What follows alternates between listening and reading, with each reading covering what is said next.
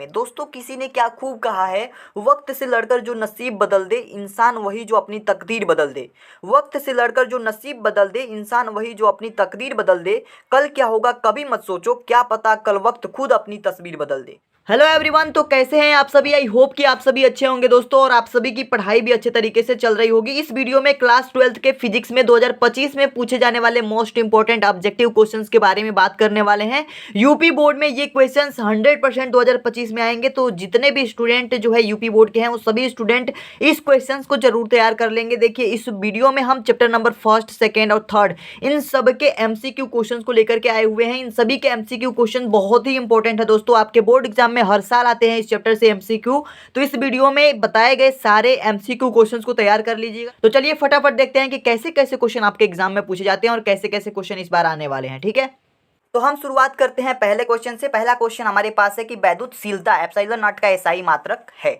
मतलब epsilon not जो होता है इसका एसआई मात्रक क्या है। देखिए दोस्तों इसका एक्सप्लेनेशन मैं समझा देता हूं आप लोगों को। देखिए हमारे पास बल का सूत्र होता है F is equal to 1/4 pi epsilon naught Q1 Q2 upon में R स्क्वायर। ये सूत्र आप लोगों ने पढ़ा होगा कूलाम के नियम के द्वारा। ठीक है, यहाँ पे आपका एप्सिलॉन नॉट है जिसे हम वैद्युतशीलता कहते हैं, और इसी का मात्रक यहाँ पे पूछा गया है। तो इस एप्सिलॉन नॉट को अगर हम इधर भेजते हैं और F को इधर भेजते हैं तो एप्सिलॉन नॉट इज इक्वल हो जाएगा हमारे पास 1/4 pi epsilon not. Sorry, epsilon not यहाँ पे नहीं रहेगा, हट गया, खत्म हो गया। यहाँ पे Q1 Q2 अपान में क्या हो जाएगा F इंटू का R स्क्वायर। ठीक है, F यहाँ पे मल्टीप्लाई में आ जाएगा। ठीक है, इधर आ जाएगा और एप्सिलॉन नॉट इधर चला गया। तो यहाँ से इसका मात्रक हम ज्ञात कर सकते हैं। जब एप्सिलॉन नॉट की फार्मूला बन गई तो इसका मात्रक भी ज्ञात कर सकते हैं। ये तो कांस्टेंट है तो इसको छोड़ देंगे। ये Q1 और Q2 दो आवेश हैं तो कूलाम स्क्वायर हो जाएगा। ठीक है, एक आवेश का मात्रक होता है कूलाम, तो दो आवेश हैं तो कूलाम स्क्वायर हो जाएगा। उसके बट्टा में है तो इसको प्रति लगा देंगे। ये F जो है न्यूटन बल होता है, न्यूटन इसका मात्रक होता है तो न्यूटन लिख देंगे, और इंटू का मीटर स्क्वायर हो जाएगा, क्योंकि R स्क्वायर बीच की दूरी है तो मीटर स्क्वायर, दूरी का मात्रक मीटर स्क्वायर। तो यहाँ से हमारे पास जो इसका यूनिट पता चला कूलाम स्क्वायर प्रति न्यूटन मीटर स्क्वायर पता चला है। तो ऑप्शन नंबर पहला आपका बिल्कुल करेक्ट आंसर है, आप देख सकते हैं यहाँ पे। ठीक है, यहाँ पे किसी भी तरह की कोई भी दिक्कत नहीं होनी चाहिए। अब हम नेक्स्ट क्वेश्चन की तरफ मूव करते हैं। तो सेकंड नंबर क्वेश्चन आप सभी के सामने है कि निम्न में से कौन सा वैद्युत क्षेत्र का मात्रक नहीं है। तो आप सभी को याद रखना है इसमें जूल प्रति कूलाम जो है वैद्युत क्षेत्र का मात्रक नहीं है। ऑप्शन नंबर 3rd बिल्कुल सही हो जाएगा। नेक्स्ट क्वेश्चन हमारे पास 3rd नंबर है कि किसी बिंदु पर विद्युत क्षेत्र की तीव्रता होती है। किसी भी बिंदु पर विद्युत क्षेत्र की जो तीव्रता होती है E बराबर में F अपान में Q नॉट होती है। इस Q नॉट को हम परीक्षण आवेश कहते हैं। Q की जगह पे Q नॉट की जगह पे Q भी हो सकता है, तो इससे घबराने वाली बात नहीं है, ये इसका सूत्र होता है। यानी वैद्युत क्षेत्र की तीव्रता हम किसे कहते हैं, बल और परीक्षण आवेश के अनुपात को ही कहते हैं। तो इसमें से ऑप्शन नंबर 2nd जो है आपका बिल्कुल करेक्ट आंसर हो जाएगा। आई होप आपको समझ में आ रहा होगा। नेक्स्ट क्वेश्चन की बात करें तो 4 नंबर क्वेश्चन है कि 1/4 पाई एप्सिलॉन नॉट का मान होगा। तो आप सभी को याद रखना है दोस्तों 1/4 पाई एप्सिलॉन नॉट जिसे हम कांस्टेंट कहते हैं, उसका मान होता है 9 × 10⁹ न्यूटन मीटर स्क्वायर प्रति कूलाम स्क्वायर। ठीक है, पहला ऑप्शन आपका बिल्कुल सही हो जाएगा, इसको लर्न कर लीजिएगा। 9 × 10⁹ न्यूटन मीटर स्क्वायर प्रति कूलाम स्क्वायर यूनिट के साथ यानी कि मात्रा के साथ इसको याद कीजिएगा। दोस्तों अब हम क्वेश्चन नंबर 5 की बात करते हैं। किसी गोलीय पृष्ठ के अंदर यदि +Q आवेश रख दिया जाए तो संपूर्ण पृष्ठ से निकलने वाला विद्युतीय फ्लक्स होगा। देखिए अगर कोई मान लीजिए गोलीय पृष्ठ है और इस पृष्ठ के अंदर हम +Q आवेश को रख देते हैं तो इसके संपूर्ण पृष्ठ पर जो है विद्युतीय फ्लक्स कितना होगा ये हमें बताना है। ठीक है, तो विद्युतीय फ्लक्स की अगर बात करते हैं तो किसी भी गोलीय पृष्ठ के अंदर कोई आवेश है तो विद्युतीय फ्लक्स का मान होता है F इज इक्वल होता है हमारे पास 1/ε0 गुना होता है किसके, उस आवेश के। तो उस आवेश का 1/ε0 गुना होता है, तो इसका मल्टीप्लाई अगर आवेश के साथ होगा तो फाई बराबर हमारे पास Q/ε0 मिल जाएगा। ठीक है, यहाँ पे कोई दिक्कत नहीं होनी चाहिए। तो ये होता है हमारे पास गॉस के नियम से ये सूत्र निकल के आता है। तो सेकंड नंबर ऑप्शन जो है Q/ε0 ये बिल्कुल सही ऑप्शन होगा आपका। ठीक है, यहाँ पे विद्युतीय फ्लक्स का मान क्या होगा, Q/ε0 होगा। नेक्स्ट क्वेश्चन की बात करते हैं। तो 6 नंबर क्वेश्चन आपके पास है कि विद्युतीय फ्लक्स का बीमीय सूत्र क्या होता है। देखिए वैद्युत फ्लक्स का जो सूत्र होता है phi is equal to E vector E dot में वेक्टर A। ठीक है, तो यहाँ से इसके अगर हम बीमीय सूत्र की बात करते हैं तो इसका मात्रक सबसे पहले निकालेंगे, और इसके मात्रक की अगर हम बात करेंगे तो यहाँ पे न्यूटन मीटर स्क्वायर प्रति कूलाम इसका मात्रक आ जाएगा, न्यूटन मीटर स्क्वायर प्रति कूलाम। अब देखिए इसका मात्रक ये आ गया तो इसकी बीमा भी निकाल सकते हैं। न्यूटन की बीमा mL/2 और हमारे पास मीटर स्क्वायर है तो L का स्क्वायर भी लिख सकते हैं यहाँ पे। ठीक है। और नीचे हमारे पास कूलाम है तो 80 लिख देंगे। यहाँ से अगर इसकी बीमा की बात करें तो एम एल के पावर हो जाएगा 3, टी के पावर हो जाएगा -3 और ए के पावर हो जाएगा -1। ये इसकी बीमा हो जाएगी। आप लोग देख सकते हैं जब ए को ऊपर ले जाएंगे तो ए के पावर -1 आ जाएगा, टी को ले जाएंगे तो टी के पावर -1 और टी के पावर -2 है तो टी के पावर -3 हो जाएगा, एल के पावर 3 हो जाएगा क्योंकि एल के पावर यहाँ 1 है, एल के पावर 2 है तो ये 3 बन जाएगा और ये एम है तो एम लिख देंगे। इस तरीके से इसकी बीमा यहाँ पे निकल जाएगी। यानी कि ऑप्शन नंबर देखिए ये किसमें है, ऑप्शन नंबर पहला बिल्कुल सही है, एम एल के पावर 3, टी के पावर -3 और ए के पावर -1। ठीक है, ये ऑप्शन आपका करेक्ट हो जाएगा। नेक्स्ट क्वेश्चन 7 नंबर है, विद्युत फ्लक्स का मात्रक क्या होता है। तो देखिए अभी मैंने बताया कि विद्युत फ्लक्स का मात्रक होता है न्यूटन मीटर स्क्वायर प्रति कूलम। तो इसमें कौन सा ऑप्शन सही होगा, देखिए न्यूटन मीटर स्क्वायर प्रति कूलम को ही हम कहते हैं वोल्ट मीटर। क्या कहते हैं, वोल्ट मीटर। तो विद्युत फ्लक्स का जो मात्रक होगा ना वोल्ट मीटर हो जाएगा। नेक्स्ट क्वेश्चन हमारे पास है 8 नंबर क्वेश्चन है कि जब किसी वस्तु को आवेशित किया जाता है तो उसका द्रव्यमान घटता है, बढ़ता है, अचर रहता है या घट या बढ़ सकता है।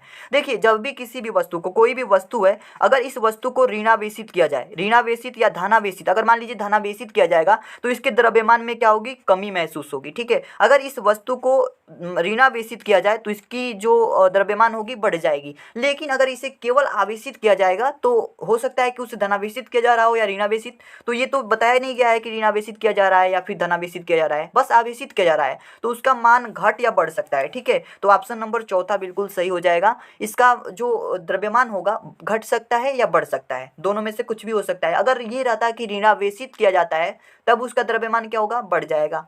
धनावेशित किया जाता है तब उसका द्रव्यमान घट जाएगा। लेकिन अगर आवेशित किया जा रहा है तो उसका द्रव्यमान जो है घट भी सकता है और बढ़ भी सकता है। नेक्स्ट क्वेश्चन, क्वेश्चन नंबर 9 है हमारे पास, विद्युत द्विध्रुव आघूर्ण का एसआई मात्रक होता है। तो देखिए विद्युत द्विध्रुव आघूर्ण जो टाउ होता है ना, इसका मात्रक क्या होता है, तो आप सभी को याद रखना है कूलाम इंटू मीटर स्क्वायर होता है इसका मात्रक। ठीक है, पहला ऑप्शन बिल्कुल सही हो जाएगा। नेक्स्ट क्वेश्चन हमारे पास 10 नंबर, ध्यान से पढ़िएगा इस प्रश्न को। प्रश्न है कि विद्युत क्षेत्र में प्रवेश करने वाले एक इलेक्ट्रॉन का प्रारंभिक वेग विद्युत क्षेत्र से भिन्न दिशा में है, विद्युत क्षेत्र में इलेक्ट्रॉन का पथ कैसा होगा। तो इसको मैंने जब चैप्टर पढ़ाया था, बहुत पहले की बात है, जब मैंने वन शॉट में इस चैप्टर को पढ़ाया था विद्युत आवेश तथा क्षेत्र को, तो उसमें मैंने बताया था कि इलेक्ट्रॉन का जो प्रारंभिक वेग विद्युत क्षेत्र से भिन्न दिशा में होता है तो उसका जो पथ होगा वो परिवलयकार होगा। कैसा होगा, कैसा आकार होगा उसका, परिवलयकार। ऑप्शन नंबर चौथा बिल्कुल करेक्ट ऑप्शन हो जाएगा आपका। ठीक है, नेक्स्ट क्वेश्चन की अगर हम बात करते हैं तो 11 नंबर प्रश्न क्या है, यदि दो आवेशों के बीच की दूरी दुगनी कर दी जाए तो उनके बीच लगने वाला बल होगा। ठीक है, आपको एक सूत्र पता होगा, आप लोगों ने कूलाम के नियम से पढ़ा है कि F बराबर 1/4 pi epsilon naught Q1 Q2 upon में क्या होता है, आर स्क्वायर। यही होता है ना सूत्र, यानी कि जो F होता है ये एंटी प्रोपोर्शनल होता है आर स्क्वायर के। तो इस तरीके से होता है कुछ, आपने यहाँ तक तो जानते हैं या ये तो पढ़े ही होंगे। ठीक है, जो F होगा वो क्या हो जाएगा, एंटी प्रोपोर्शनल आर स्क्वायर के। तो यहाँ पे एंटी प्रोपोर्शनल हो रहा है तो F प्रोपोर्शनल टू, अगर हम इस आर स्क्वायर के जगह पे दुगना कर दें यानी 2r स्क्वायर कर दें तो ये क्या निकल के आएगा, 1/4 आर स्क्वायर आएगा। तो यहाँ पे 1/4 ही हमारे पास इसका बल हो जाएगा, लगने वाला बल हो जाएगा। तो 1/4 गुना हो जाएगा। तो ऑप्शन नंबर 3 में ये देखिए ऑप्शन मैच कर रहा है, ये ऑप्शन आपका करेक्ट हो जाएगा। आई होप ये भी क्वेश्चन आपको समझ में आ गया होगा। नेक्स्ट क्वेश्चन की बात करते हैं तो 12 नंबर क्वेश्चन है, वेक्टर ई तीव्रता के विद्युत क्षेत्र में वेक्टर पी द्विध्रुव पर लगने वाला जो बल आघूर्ण होगा वो क्या होगा। तो देखिए जो लगने वाला बल आघूर्ण टाउ होता है ना, वो होता है हमारे पास vector P cross vector E. ये ऑप्शन आपका सही होगा। जिस भी ऑप्शन में ये चीज़ है क्रॉस होना चाहिए, डॉट नहीं होना चाहिए। ठीक है, क्रम भी बदलना नहीं चाहिए, मतलब vector E cross vector P नहीं हो सकता है, vector P cross vector E ही होगा। तो ऑप्शन नंबर पहला मैच कर रहा है, ये ऑप्शन आपका करेक्ट ऑप्शन है। आई होप आपको ये भी क्वेश्चन समझ में आ गया होगा। अब हम नेक्स्ट क्वेश्चन की तरफ मूव करते हैं। 13 नंबर क्वेश्चन आप सभी के सामने है कि किसी विद्युत द्विध्रुव के अक्ष से r दूरी पर विद्युत क्षेत्र की तीव्रता क्या होती है। देखिए कहने का मतलब ये है कि विद्युत द्विध्रुव आघूर्ण के कारण अक्षीय स्थिति में जो विद्युत क्षेत्र की तीव्रता होती है वो किस पे डिपेंड करती है। तो जो विद्युत क्षेत्र की तीव्रता होगी वो व्युत्क्रमानुपाती होगी r³ के। तो ये ऑप्शन नंबर सेकंड बिल्कुल सही हो जाता है। आप लोगों ने अगर इस डेरिवेशन को सॉल्व किया है तो आपको अच्छे से समझ में आ रहा होगा। बाकी डेरिवेशन को कराने का सिंपल तरीका क्या हो सकता है मैं दूसरी वीडियो में आप लोगों को बताऊंगा। नेक्स्ट क्वेश्चन देखिए 14 नंबर क्वेश्चन है कि विद्युत क्षेत्र की तीव्रता का मात्रक क्या होता है। विद्युत क्षेत्र की तीव्रता का सूत्र होता है हमारे पास E बराबर में F/में Q0, यही होता है ना। तो इसका मात्रक क्या हो जाएगा, बल का मात्रक न्यूटन और Q आवेश है तो आवेश का मात्रक कूलाम। तो न्यूटन प्रति कूलाम ऑप्शन नंबर 3 बिल्कुल सही हो जाएगा। ठीक है, कोई दिक्कत इसमें नहीं होनी चाहिए। नेक्स्ट क्वेश्चन की बात करते हैं तो 15 नंबर क्वेश्चन आप सभी के सामने है कि विद्युत क्षेत्र की तीव्रता की बीमा क्या होती है। विद्युत क्षेत्र की तीव्रता का मात्रक न्यूटन प्रति कूलाम होता है। तो न्यूटन की बीमा क्या होती है हमारे पास, mL/10⁻²। और क्यू आवेश का मात्रक क्या होता है, 80। तो ये इनकी बीमा हो गई। और इसकी पूरा अगर सॉल्यूशन निकालें यहाँ पे इसको सिंप्लीफाई करके, तो ये हो जाएगा हमारे पास mL/T हो जाएगा हमारे पास, ये T ऊपर जाएगा तो -1 बनेगा, -3, और A हो जाएगा -1। तो ये इसकी बीमा हो जाएगी, किसकी, विद्युत क्षेत्र की तीव्रता की। तो इसमें देखिए कौन सा ऑप्शन मैच कर रहा है, mL/T A A-1, mL/T A option number second बिल्कुल करेक्ट आंसर हो जाएगा आपका। ठीक है, नेक्स्ट क्वेश्चन की बात करें तो 16 नंबर क्वेश्चन है, किसी आवेशित खोखले गोलाकार चालक के भीतर विद्युतीय क्षेत्र की तीव्रता का मान क्या होगा। किसी आवेशित खोखले गोलाकार के अंदर कह रहा है। तो देखिए कोई भी आवेशित खोखला गोलाकार है तो इसके अंदर जो विद्युत क्षेत्र की तीव्रता होती है वो क्या होती है, 0 होती है। क्या होती है, 0। तो ऑप्शन नंबर थर्ड 0 सही ऑप्शन हो जाएगा। ठीक है, नेक्स्ट क्वेश्चन आपका है 17 नंबर क्वेश्चन कि यदि किसी स्थान पर विद्युत क्षेत्र की तीव्रता वेक्टर ई हो तो उस स्थान पर वेक्टर ए क्षेत्रफल से गुजरने वाला विद्युत फ्लक्स फाई निम्नलिखित संबंध से ज्ञात होता है। देखिए विद्युत फ्लक्स का जो सूत्र होता है आप सभी को मैं बता देता हूं। विद्युत फ्लक्स का जो सूत्र होता है फाई इज इक्वल टू हमारे पास vector E dot vector A होता है। क्या होता है, vector E dot vector A होता है। जिसमें डॉट लगा होता है उसके साथ साथ जो घटक होता है ना, तो फाई बराबर में बन जाता है ई ए कॉस थीटा। आप लोगों ने ये क्लास 11th में पढ़ा होगा। अगर यहाँ पे क्रॉस रहता है तो यहाँ पे घटक आ जाता साइन थीटा। तो इस तरीके का सूत्र होता है हमारा विद्युत फ्लक्स का, आप लोग याद रखेंगे। ठीक है, तो यहाँ पे ऑप्शन नंबर थर्ड देखिए फाई बराबर में वेक्टर ई डॉट वेक्टर ए है, तो ये ऑप्शन आपका सही हो जाएगा इस तरीके से। आई होप आपको ये भी समझ में आ गया होगा। नेक्स्ट क्वेश्चन की तरफ मूव करते हैं दोस्तों। तो दोस्तों अब और कुछ चुनिंदे क्वेश्चन बच चुके हैं, तो उन भी क्वेश्चन को देख लेते हैं। 18 नंबर क्वेश्चन बहुत ही कम क्वेश्चन है, 20 क्वेश्चन मैंने इस वीडियो में लिया है और ये 20 क्वेश्चन आप सभी के लिए चैप्टर 1 से बहुत इंपॉर्टेंट है। 18 नंबर क्वेश्चन है कि आवेश का पृष्ठ घनत्व होता है। देखिए आवेश का पृष्ठ घनत्व उसको हम प्रदर्शित करते हैं सिग्मा से, और सिग्मा बराबर होता है आवेश बटा में क्षेत्रफल। तो Q अपन में ए, पहला ऑप्शन देखिए यहाँ पे मैच कर रहा है, सही है। ठीक है, तो पृष्ठ घनत्व जो आवेश का पृष्ठ घनत्व होता है sigma is equal to Q upon में ए होता है। Q को आवेश कहते हैं और ए को क्षेत्रफल कहते हैं। नेक्स्ट क्वेश्चन हमारे पास 19 नंबर, हवा में एप्सिलॉन आर का मान क्या होता है। जो हवा होता है ना उसमें एप्सिलॉन आर का मान यानी कि वैद्युतशीलता का मान क्या होगा, तो वहाँ पे 1 होता है। हवा में वैद्युतशीलता का मान 1 होता है। ऑप्शन नंबर थर्ड बिल्कुल सही आंसर है। नेक्स्ट क्वेश्चन की बात करते हैं दोस्तों, तो 20 नंबर क्वेश्चन आप सभी के सामने है कि वैद्युत क्षेत्र में एक आवेशित कण पर लगने वाला बल का मान क्या होता है। देखिए किसी भी वैद्युत क्षेत्र में अगर कोई आवेशित कण गति कर रहा है या फिर मान लेते हैं कि इलेक्ट्रॉन है, तो इस इलेक्ट्रॉन पे बल लगता है क्यूवी बल लगता है। एफ बराबर में क्यूवी फोर्स लगता है, ये चीज़ ठीक ना। तो ये ऑप्शन आप हमेशा याद रखेंगे कि एफ बराबर क्यू ई किसी भी विद्युत क्षेत्र में आवेशित कण पर लगने वाला बल होता है एफ बराबर क्यू ई। तो ऑप्शन नंबर पहला बिल्कुल करेक्ट आंसर हो जाएगा। वीडियो में हम चैप्टर नंबर 2 के महत्वपूर्ण बहुविकल्पीय प्रश्नों को देखेंगे जो 2024 के बोर्ड एग्जामिनेशन के लिए बहुत इंपॉर्टेंट है। ठीक है, तो पहले क्वेश्चन से हम लोग शुरुआत करते हैं। पहला क्वेश्चन आप सभी के सामने ये रहा। प्रश्न को पढ़ेंगे कि नीचे दिए गए चित्र में ए और बी बिंदुओं के बीच तुल्य धारिता है। यहाँ पे ये फिगर दे रखा है और इस फिगर में कह रहा है कि बिंदु ए और बिंदु बी के बीच में जो तुल्य धारिता होगी उसे ज्ञात करो। इस फिगर में आप देखेंगे कि 4 कैपेसिटर लगे हुए हैं जो 3-3 माइक्रोफैरड के हैं। ये 3 माइक्रोफैरड, ये भी 3 माइक्रोफैरड, ये भी 3 माइक्रोफैरड और ये भी 3 माइक्रोफैरड। इस तरीके से हमारे पास ये कैपेसिटर लगे हुए हैं और ए और बी के बीच हमें तुल्य धारिता ज्ञात करनी है। तो देखिए यहाँ पे थोड़ा सा आप यहाँ पे फोकस करेंगे। पहले आप ये देखिए कि ये जो 3 माइक्रोफैरड है, ये जो 3 माइक्रोफैरड है और ये जो 3 माइक्रोफैरड है, ये तीनों कैपेसिटर जो है श्रेणी क्रम में लगे हुए हैं। ठीक है, तो श्रेणी क्रम में जो तुल्य धारिता का सूत्र होता है लिख लेंगे। यहाँ पे हम श्रेणी क्रम में लगे हैं तो श्रेणी क्रम यहाँ पे लिख देते हैं, तो आप समझ जाएंगे कि श्रेणी क्रम वालों को हम सबसे पहले सॉल्व कर रहे हैं। तो जितने भी कैपेसिटर श्रेणी क्रम में लगे हुए हैं उनको देखिए। और श्रेणी क्रम में तुल्य धारिता का सूत्र क्या होता है आप लोगों को पता होगा, 1/c बराबर में 1/c1 प्लस का 1/c2 प्लस का 1/c3, यही सूत्र होता है। और इसी तरीके से जितने भी कैपेसिटर होंगे उनको हम इसी तरीके से जोड़ते जाते हैं जिस तरीके से हमने यहाँ तक जोड़ा है। तो 1/c अगर निकालना होगा हमें, अगर यहाँ से c की वैल्यू निकालेंगे तो आगे हम क्या करेंगे, c1 का मान क्या है 3 माइक्रोफैरड, तो 3 रख देंगे, प्लस का 1/c2 भी हमारा 3 माइक्रोफैरड 3 रख देंगे, और c3 भी 3 माइक्रोफैरड 3 रख देंगे। तो 1/c बराबर क्या हो जाएगा हमारे पास, अगर हर सेम है, डिनोमिनेटर क्या है सेम है, तो ऊपर वाले को जोड़ देते हैं, तो ऊपर 3 हो जाएगा और नीचे भी 3 हो जाएगा। ठीक है, तो यहाँ से हमारे पास जो मिलेगा ये 3 3 कट जाएगा, यानी कि C बराबर क्या मिलेगा 1।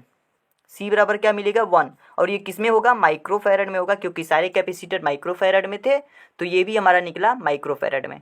तो इन तीनों को हमने श्रेणी क्रम में सॉल्व कर दिया, तो ये मिला 1 माइक्रोफैरड, यानी कि 1 माइक्रोफैरड। ठीक है, अब हमारा जो फिगर है ना कुछ इस प्रकार से मॉडिफाई हो जाएगा। किस प्रकार से, इस तरीके से। ये हमारा एक कैपेसिटर जहाँ था वहीं पे रहेगा, और ये तीनों माइक्रोफैरड जो हैं यहाँ पे आकर के जुड़ जाएंगे, जो कि 1 माइक्रोफैरड बन चुका है अब। ठीक है, ये श्रेणी क्रम में थे तो 1 माइक्रोफैरड बन गए हैं, और ये 3 माइक्रोफैरड ऑलरेडी है। तो हमें ज्ञात क्या करनी है, इस ए और इस बी के बीच जो तुल्यधारिता है उसे ज्ञात करना है। तो अभी हमें सॉल्व करना पड़ेगा। तो अब देखिए, अब ये श्रेणी क्रम में नहीं है, अब ये समांतर क्रम में है। किस क्रम में है, समांतर क्रम में।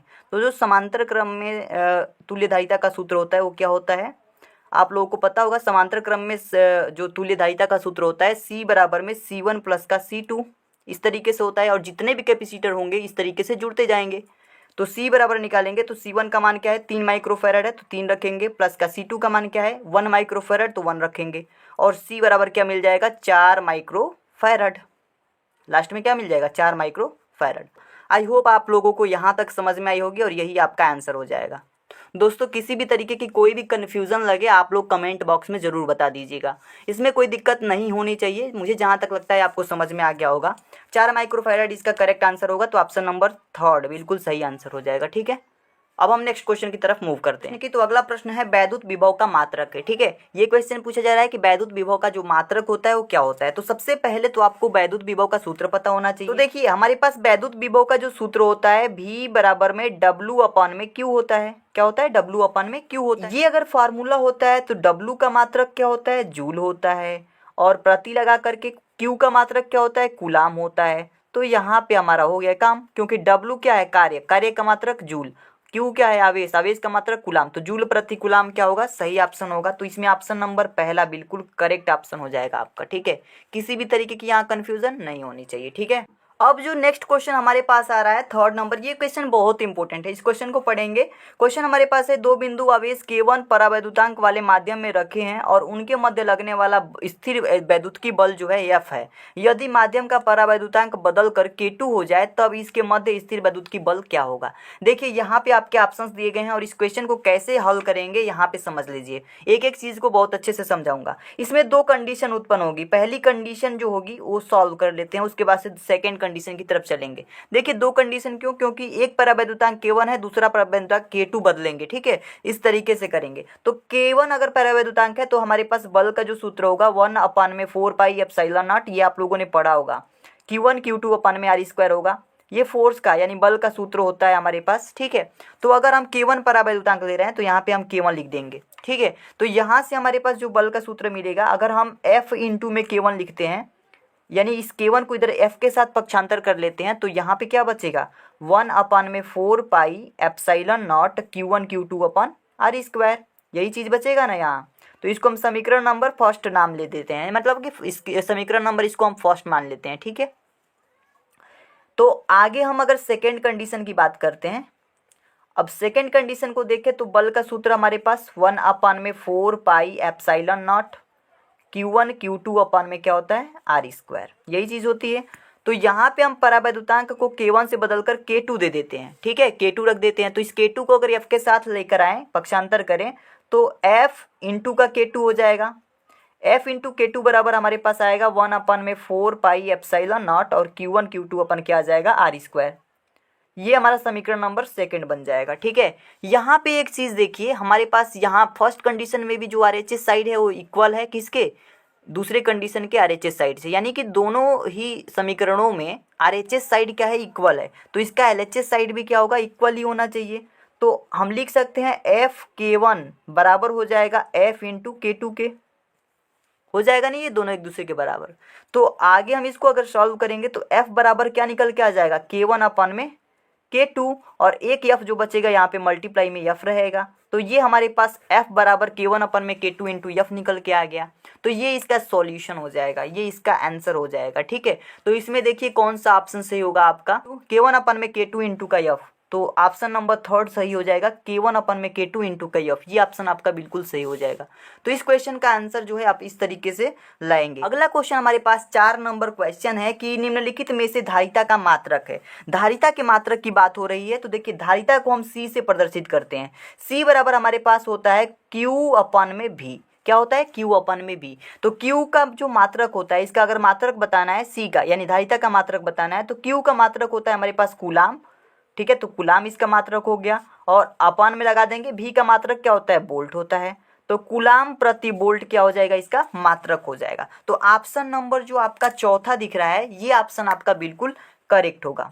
ऑप्शन नंबर 4 जो है बिल्कुल सही आंसर होगा। आई होप आपको ये भी समझ में आ गया होगा। अब हमारे पास नेक्स्ट क्वेश्चन 5 नंबर है कि एक बिंदु आवेश पर विद्युत द्विध्रुव के कारण लगने वाला वैद्युत बल निर्भर करता है। तो देखिए एक बिंदु आवेश पर जो वैद्युत द्विध्रुव का लगने वाला बल निर्भर करता है वो 1/r³ पर निर्भर करता है, यानी जो बल होगा प्रोपोर्शनल हो जाएगा 1/r³। ऑप्शन नंबर थर्ड बिल्कुल सही हो जाएगा, ये आप याद रखेंगे। नेक्स्ट क्वेश्चन की तरफ मूव करें तो 6 नंबर क्वेश्चन आप सभी के पास है कि 1 वोल्ट बराबर होता है। देखिए 1 वोल्ट बराबर क्या होता है? देखिए 1 वोल्ट बराबर होता है 1 जूल प्रति कूलाम। ठीक है, क्या होता है? 1 जूल प्रति कूलाम। ये आंसर आपका सही हो जाएगा। देखिए दोस्तों जितने भी क्वेश्चन बता रहे हैं आप सभी के लिए बहुत इंपॉर्टेंट है। अगले प्रश्न की बात करें तो 7 नंबर क्वेश्चन है कि विद्युत क्षेत्र में किसी विद्युत द्विध्रुव को घुमाने में किया गया कार्य होता है। तो देखिए विद्युत क्षेत्र में विद्युत द्विध्रुव को घुमाने में किया गया जो कार्य होता है उसका सूत्र होता है W बराबर में PE 1 माइनस का cos थीटा। ये ऑप्शन आपका बिल्कुल सही हो जाएगा। अगर इसमें बात करें P की तो P बराबर होता है हमारे पास, P क्या होता है? वैद्युत द्विध्रुव आघूर्ण होता है। तो P बराबर हो जाएगा Q इंटू का 2L, मतलब ये जो होगा इसका सूत्र हो जाएगा। ठीक है, ये ऑप्शन आपका सही हो जाएगा। और E बराबर होता है हमारे पास, E बराबर होता है हमारे पास F अपन में Q0।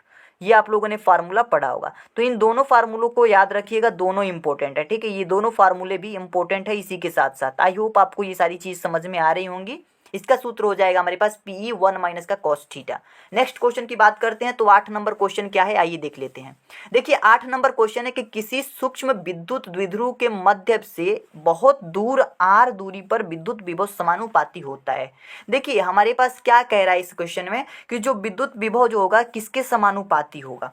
देखिए हमारे पास एक विद्युत क्षेत्र की तीव्रता का सूत्र होता है। अगर अक्षीय स्थिति में बात करें तो विद्युत क्षेत्र की तीव्रता का सूत्र होगा E बराबर में 1/4 पाई एप्सिलॉन नॉट 2p अपन में r³। ये होता है विद्युत क्षेत्र की तीव्रता का सूत्र किस स्थिति में? अक्षीय स्थिति में। ठीक है, और वहीं पे बात करें तो विद्युत विभव की बात करें अगर अक्षीय स्थिति में तो V बराबर होता है 1/4 पाई एप्सिलॉन नॉट P अपन में r²। तो P अपन में r² हो रहा है तो 1/r² इसका कोफिशिएंट होगा, तो 1/r² इसका सही आंसर होगा। यानी कि विद्युत विभव जो होगा प्रोपोर्शनल होगा, समानुपाती होगा 1/r² के। तो ये ऑप्शन नंबर थर्ड बिल्कुल सही आंसर हो जाएगा। ठीक है, अब हमारे पास 9 नंबर क्वेश्चन है वैद्युत द्विध्रुव की निरक्षीय स्थिति में विद्युतीय विभव का व्यंजक ज्ञात कीजिए। देखिए अगर निरक्षीय स्थिति में वैद्युत विभव की जब भी बात आएगी तो आप लोग क्या करेंगे, ये समझेंगे कि उसका मान जो होता है शून्य होता है। ऑप्शन नंबर डी बिल्कुल सही आंसर हो जाएगा। 10 नंबर क्वेश्चन है एक धनावेश को निम्न विभव के क्षेत्र से उच्च विभव के क्षेत्र में ले जाया जाता है, आवेश की स्थिति ऊर्जा क्या होगी? अब बढ़ेगी कि घटेगी, या अपरिवर्तित रहेगी या फिर अनिश्चित रहेगी, ये आपको बताना है। तो कमेंट बॉक्स में क्या आप इस क्वेश्चन का आंसर बता सकते हैं? देखिए एक धनावेश को निम्न विभव से उच्च विभव के क्षेत्र में ले जाया जाता है तो उसकी स्थितिज ऊर्जा क्या होगी, घटेगी कि बढ़ेगी? तो आप सभी को याद रखना है कभी भी निम्न से उच्च की तरफ जाएगा तो उसकी जो स्थितिज ऊर्जा होगी क्या होगी, बढ़ेगी, क्योंकि उसमें कार्य करना पड़ेगा। अगर उच्च की तरफ जाएगा तो उसमें कार्य करना पड़ेगा, उसको वर्क डन करना पड़ेगा, तो इसके वजह से जो उसकी स्थितिज ऊर्जा होगी वो बढ़ेगी। आई होप आप सभी को ये 10 क्वेश्चन समझ में आ गए होंगे। पहले क्वेश्चन से शुरुआत करते हैं। कौन कौन से क्वेश्चन आपके MCQ टाइप के क्वेश्चन है, आइए देख लेते हैं। पहला क्वेश्चन है कि दिए गए चित्र में किसी परिपथ के भाग में धारा दर्शाई गई है तो धारा I का मान क्या होगा? ये हमारे पास कुछ फिगर है, 4 एम्पियर की धारा, 2 एम्पियर की धारा, 1 एम्पियर की धारा, ये सारी एम्पियर में धाराएं दिख रही हैं आपको। और इस फिगर में हमारे पास क्या करना है कि I जो है यहाँ पे I एम्पियर लिखा गया है, इसका हमें मान बताना है। तो इस फिगर को ध्यान से अगर देखेंगे तो इस जंक्शन को, इस यहाँ पे जो धाराएं आ रही हैं तो इसको हम पॉइंट मान लेते हैं O, ठीक है, और इसका नाम दे रहे हैं। तो यहाँ भी पॉइंट एक आ रहा है तो ये हम मान लेते हैं, यहाँ एक पॉइंट है तो इसको N मान लेते हैं, ठीक है, ये हमने अलग से किया है। और यहाँ पे देखिए हमने I1 धारा यहाँ पे मान लिया है, ठीक है, यहाँ से I1 धारा गुजर रही है, यहाँ पे I2 धारा गुजर रही है, ये हमने मान लिया है, ठीक है। तो दोस्तों अगर हम बिंदु ओ पर यहाँ पे देखें तो बिंदु ओ पर आप देख रहे हैं कि ये जो 4 एम्पीयर की धारा है, 2 एम्पीयर की धारा है, इधर जा रही है और आई एम्पीयर की धारा इधर बाहर निकल रही है। तो किरचॉफ ने बताया था कि अंदर आने वाली धाराओं का बीजगणितीय योग बाहर जाने वाली धाराओं के बीजगणितीय योग के बराबर होता है। तो यहाँ पे हम किरचॉफ का नियम लगाएंगे और बिंदु ओ पर, कहाँ पे लगा रहे हैं, बिंदु ओ पर। तो बिंदु ओ पर सबसे पहले समझ लीजिए, बिंदु ओ पर अगर किरचॉफ का नियम लगाते हैं तो यहाँ पे हमारे पास हो जाएगा I1 बराबर क्या निकल के आ जाएगा, इन दोनों धाराओं का बीजगणितीय योग, तो 2 + का 4 हो जाएगा यहाँ पे। तो I1 बराबर हमारे पास क्या निकल के आ जाएगा, 6 एम्पीयर निकल के आ जाएगा। ठीक है, यहाँ पे कोई दिक्कत नहीं होनी चाहिए। उसके बाद से हम सेम इसी तरीके से बिंदु एम पे बात करेंगे। तो बिंदु एम पे जो है हम किरचॉफ का नियम लगाएंगे अब।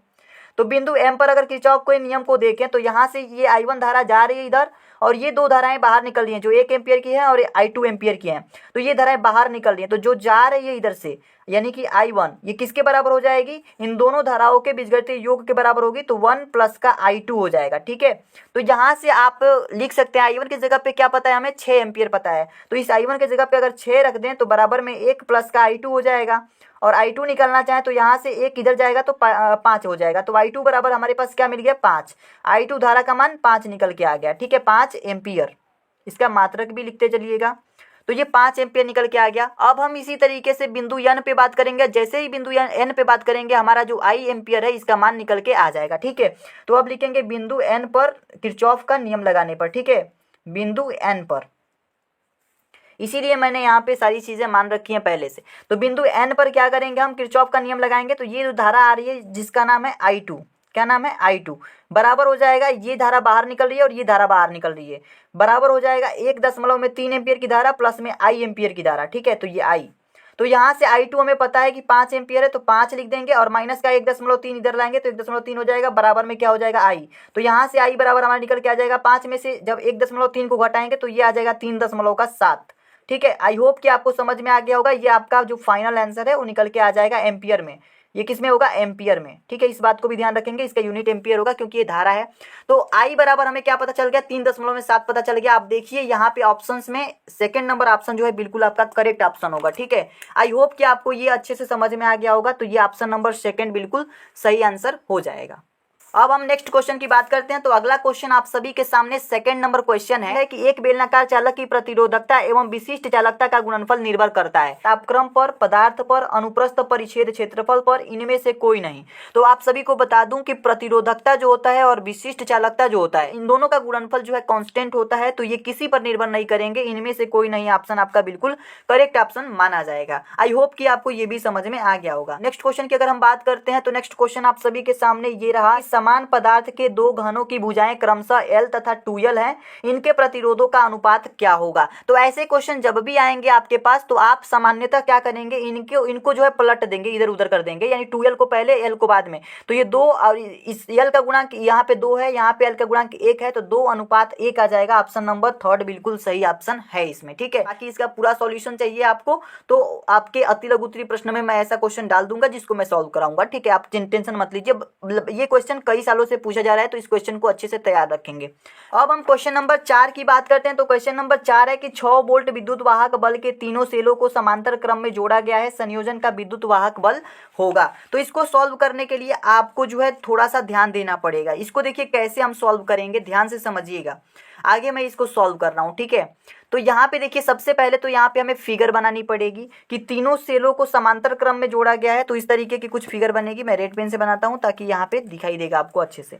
देखिए कैसे बनेगा, यहाँ पे सबसे पहले एक यहाँ पे हमारे पास ये सेल है। ठीक है, एक सेल यहाँ पे है जहाँ पे एक प्रतिरोध भी लगा हुआ है और एक सेल समांतर क्रम में है तो यहाँ पे लगेगा और यहाँ भी एक प्रतिरोध है और एक सेल यहाँ भी लगेगा, समांतर क्रम में 3 सेल हैं। तो इस तरीके से हमारी कुछ फिगर बनेगी। ठीक है, इसको ऐसे करके कुछ इस तरीके की हमारी जो फिगर है वो दिखेगी। ठीक है, तो आप देख पा रहे हैं यहाँ पे हमारी इस तरीके की फिगर है और कह रहा है कि 6 वोल्ट विद्युत वाहक बल के तीनों सेलों को समांतर क्रम में जोड़ा गया है, तो संयोजन का विद्युत वाहक बल हमें ज्ञात करना है। ठीक है, तो इसको मान लेते हैं कि ये E1 है, ये E2 है और ये E3 है। ठीक है, और इसको मान लेते हैं कि ये रेसिस्टेंस यानी कि प्रतिरोध है R1, R2 और R3। ठीक है, यहाँ तक कोई दिक्कत आपको नहीं होनी चाहिए। तो इसके आगे आपको क्या करना है, ध्यान से आप लोग यहाँ से समझते हुए चलेंगे। इस क्वेश्चन में कह रखा है कि ये जो E1 E2 E3 है, ये तीनों जो है श्रेणी, ये तीनों जो है समांतर क्रम में जुड़े हुए हैं, तो इन सब का मान भी दे रखा है। जो E1 है, E2 है, E3 है, ये सब आपस में क्या है, बराबर हैं, क्योंकि इन सब का मान जो है, इन सब का मान 6 वोल्ट दे रखा है। क्या दे रखा है, 6 वोल्ट दे रखा है। अगर ये चीज़ें दे रखी हैं तो हम क्या करेंगे, सबसे पहले तो हम कुल आंतरिक प्रतिरोध निकाल लेंगे। तो आंतरिक प्रतिरोध को हम स्मॉल आर से प्रदर्शित करते हैं, जो कि ये सारे प्रतिरोध लगे हुए हैं, ठीक है, यही आंतरिक प्रतिरोध है। तो कुल निकालेंगे अगर, तो कुल आंतरिक प्रतिरोध क्या हो जाएगा हमारे पास, वो लिख लेते हैं आंतरिक प्रतिरोध। इस क्वेश्चन को अच्छे से सॉल्व करना सीख लीजिएगा, क्योंकि ये क्वेश्चन जरूरी नहीं है कि आपके बहुविकल्पी में ही आए, हो सकता है कि आपके लघु उत्तरीय प्रश्न में आ जाए 3 नंबर का। तो इस क्वेश्चन को अच्छे से, जैसे मैं बता रहा हूँ उस तरीके से सॉल्व करके एक बार प्रैक्टिस कर लीजिएगा। तो बराबर हो जाएगा 1/r नेट, पूरा यानी कुल की बात हो रही है, तो 1/r1 प्लस का 1/r2 प्लस का 1/r3। इस तरीके का हमारा एक फॉर्मूला के तहत जो है हमारा कुल आंतरिक प्रतिरोध निकल के आ जाएगा, ठीक है। अगर कुल आंतरिक प्रतिरोध हमें पता चल गया तो हम यहाँ से वैद्युत वाहक बल भी निकालेंगे अब। तो वैद्युत वाहक बल, तो वैद्युत वाहक बल की अगर बात करते हैं तो इसका फार्मूला होता है धारा बट्टा में कुल प्रतिरोध, ठीक है, कुल आंतरिक प्रतिरोध। तो यहाँ से ध्यान दीजिएगा, यहाँ पे बहुत ज़्यादा ध्यान देने की जरूरत है। यहाँ पे जो धारा है हमारे पास, इस धारा को हम क्या लिखेंगे, अब यहाँ पे आपको बहुत ज़्यादा ध्यान देने की ज़रूरत है। यहाँ पे धारा के जगह पे हम E1 की बात करें अगर केवल, तो E1 बटा में R1 रखेंगे, ठीक है। धारा बराबर I बराबर E1 अपन में R1 हो जाएगा। फिर इसी तरीके से प्लस में E2 के लिए अगर बात करें तो E2 बराबर बटा में R2 हो जाएगा, और प्लस में E3 बटा में R3 हो जाएगा। और नीचे अगर हम बात करें कुल आंतरिक प्रतिरोध की, तो कुल आंतरिक प्रतिरोध हमारे पास दे रखा है 1/r1 प्लस का 1/r2 प्लस का 1/r3, कुछ इस तरीके का, ठीक है। तो यहाँ पे कोई कंफ्यूजन तो होना नहीं चाहिए आपको। आगे अगर हम सॉल्व करते हैं यहाँ पे, तो यहाँ E1 E2 E3 है हमारे पास, तो E1 का मान, E2 का मान, E3 का मान, सबका मान क्या है, 6 वोल्ट है। तो इन सभी की जगह पे हम 6 रख सकते हैं।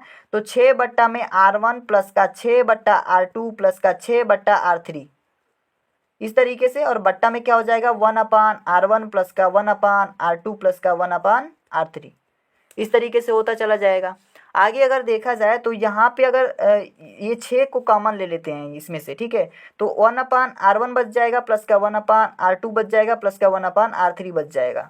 और नीचे भी हमारे पास क्या है, 1/r1 है प्लस का 1/r2 है प्लस का 1/r3 है, इस तरीके से। तो ये दोनों जो है कट जाएंगे आपस में, ठीक है, ये भी और ये भी, ये टोटल जो टर्म है ये कट जाएंगे। तो क्या बच जाएगा हमारे पास, लास्ट में 6 बच जाएगा। तो ये 6 जो है, ये 6 के साथ हमारा जो वैद्युत वाहक बल, ये 6 क्या है हमारे पास, वैद्युत वाहक बल है। तो वैद्युत वाहक बल हमारा मिल गया, और ये किस में मिलेगा, वोल्ट में मिलेगा। आई होप कि आपको ये समझ में आ गया होगा। तो ये पूरा सॉल्यूशन मैंने आप लोगों को बता दिया। अब यहाँ पे कोई दिक्कत नहीं होनी चाहिए, 6 वोल्ट इसका आंसर आया है। तो आप लोग इस प्रश्न में ऑप्शन नंबर 4 को सही करेंगे तो ये 6 वोल्ट ऑप्शन बिल्कुल सही हो जाएगा। आई होप कि ये क्वेश्चन समझ में आया होगा। नेक्स्ट क्वेश्चन की तरफ मूव करते हैं। अब देखिए क्वेश्चन नंबर 5 हमारे पास है, बहुत इंपॉर्टेंट क्वेश्चन, कई सालों से पूछा जा रहा है। किसी तार का वैद्युत प्रतिरोध 500 ओम है, इसकी वैद्युत चालकता होगी। तो देखिए किसी प्रतिरोध जो है अगर 500 ओम है तो इसकी वैद्युत चालकता की बात कर रहे हैं। तो वैद्युत चालकता का जो फॉर्मूला होता है, G बराबर में हमारे पास होता है 1/r। 1/r का मतलब है ये R जो है हमारे पास प्रतिरोध है, तो G बराबर, यानी वैद्युत चालकता निकालना है तो G बराबर 1/, में क्या हो जाएगा, R की जगह पे 500 है तो 500 रख देंगे। अगर 500 से भाग देंगे 1 में, तो G बराबर हमारे पास आ जाएगा 0.002 ओम इनवर्स। ये ओम इनवर्स क्यों लगाए हम, क्योंकि ये G यानी वैद्युत चालकता का मात्रक होता है। तो यहाँ पे हम इस ऑप्शन को सही कर लेंगे। ऑप्शन नंबर 4 जो है बिल्कुल सही आंसर होगा हमारा, ठीक है। जब 1 में आप 500 से भाग देंगे तो ये आ जाएगा। आई होप कि आपको ये भी क्वेश्चन समझ में आ गया होगा, बहुत सिंपल क्वेश्चन था। अगला क्वेश्चन आप सभी के सामने है कि ओम का नियम किसे परिभाषित करता है। तो पहला ऑप्शन देखिए, विद्युत धारा व प्रतिरोध में संबंध को बताता है। तो ये ऑप्शन आपका बिल्कुल सही हो जाएगा, क्योंकि ओम के नियम से हमारे पास एक फार्मूला आता है, जिस फार्मूले को हम कहते हैं V बराबर में आई आर, जहाँ पे V क्या होता है विभवांतर और I क्या होता है धारा, R क्या होता है प्रतिरोध होता है। ठीक है, आई होप कि आप इस बात को समझ गए होंगे। अगले प्रश्न की तरफ चलते हैं। तो अगला प्रश्न 7 नंबर है, विद्युत धारा को किसके द्वारा मापते हैं? आप सभी को याद रखना है विद्युत धारा को एम्पियर मीटर के द्वारा नापा जाता है, इसीलिए जो है विद्युत धारा का मात्रक एम्पियर होता है। अगला क्वेश्चन है, विद्युत शक्ति का मात्रक क्या है? तो जूल है, वाट है, एम्पियर है या फिर ओम है? तो इनमें से पहला ऑप्शन जो है बिल्कुल सही हो जाएगा, शक्ति का मात्रक जूल होता है। अगला क्वेश्चन आप सभी के सामने 9 नंबर और 10 नंबर, ये दो क्वेश्चन आसानी से आप लोग समझ जाएंगे, इसको लर्न कर लेना है, याद कर लेना है। 9 नंबर क्वेश्चन है, विद्युत धारा घनत्व J तथा अपवाह वेग में संबंध लिखिए। तो संबंध क्या होता है? विद्युत धारा घनत्व जिसको J कहते हैं और अपवाह वेग जिसको हम VD कहते हैं, ड्रिफ्ट वेलोसिटी। ठीक है, तो इसमें संबंध क्या होता है? हमारे पास J बराबर NEAVD होता है। ठीक है, तो ये पहला ऑप्शन आपका सही हो जाएगा, NEAVD हमारे पास जो है इन दोनों के बीच में संबंध होता है। अगला प्रश्न अगर देखते हैं तो 10 नंबर क्वेश्चन आप सभी को याद रखना है कि यदि इलेक्ट्रॉन का अपवाह वेग VD तथा विद्युत क्षेत्र की तीव्रता E हो तो निम्न में से कौन सा संबंध ओम के नियम का पालन करता है? तो आप सभी को याद रखना है ये जो संबंध है यानी जो VD होगा अनुक्रमानुपाती होगा किसके? E के। तो ये जो संबंध है इसका पालन करता है। आई होप कि आपको ये 10 क्वेश्चन समझ में आ गए होंगे। ये दो क्वेश्चन लर्न कर लीजिएगा, फार्मूला बेस्ड क्वेश्चन है। J बराबर यानी ये VD होता है, जहाँ पे ये J यानी कि धारा घनत्व तो होता है और अपवाह वेग VD होता है। यहाँ पे VD क्या है, अपवाह वेग है, N क्या है नंबर ऑफ इलेक्ट्रॉन और E क्या है चार्ज यानी इलेक्ट्रॉन। तो आप इस बात को जानते होंगे। आई होप कि आपको सारी चीज समझ में आ गई होंगी। ये 10 क्वेश्चन आपके चैप्टर नंबर 3 के इंपॉर्टेंट क्वेश्चन थे जो आपको मैंने बता दिया। नेक्स्ट वीडियो में हम अति लघु उत्तरीय प्रश्न, लघु उत्तरीय प्रश्न और दीर्घ उत्तरीय प्रश्नों को भी देखेंगे और फिर से नेक्स्ट चैप्टर की तरफ मूव करेंगे। आई होप आप लोगों ने चैनल को सब्सक्राइब कर दिया होगा। मिलते हैं एक नई वीडियो में, तब तक के लिए धन्यवाद।